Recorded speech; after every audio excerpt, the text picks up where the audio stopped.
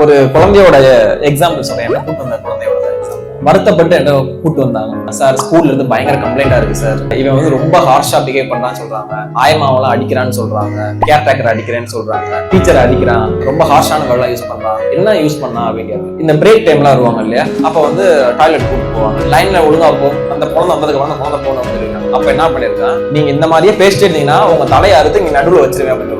இது 6 வயசு குழந்தை. அப்ப இந்த 6 வயசு குழந்தை இது எங்க பாத்துருக்கு, ரீல்ஸ்ல, டிவில, எதுல வேணாலும் இந்த மாதிரிலாம் வருது. அப்ப குழந்தை என்ன பார்க்கணுங்கிறத நம்ம தான் டிசைட் பண்ணணும். இப்ப இந்த மாதிரி ஒரு குழந்தை ஸ்கூல்ல பேசுறதால ஓகே, இப்ப வெளியே ஏதாவது பேசிட்டு அப்படின்னா, இல்ல உங்ககிட்டயே அதை அப்ளை பண்ணுது அப்படின்னா, உங்க 2வது குழந்தைக்கு அப்ளை பண்ணுது அப்படின்னா, ஒரு குழந்தை இருக்கிற வரைக்கும் ஓகே, 2வது குழந்தை வர்றப்ப வெளியே ஒரு குழந்தைய பண்ற வரைக்கும் நம்ம என்ன பண்ணுவோம் அப்படின்னா, நீ பண்ணாத, நான் மிஸ்டர் சொல்லி கொடுத்துருவேன் அப்படின்னு சொல்லுவோம். உங்க இன்னொரு குழந்தைகிட்டயே, உங்க தங்கச்சிக்கிட்டயே, தம்பிக்கிட்டயே பண்றப்ப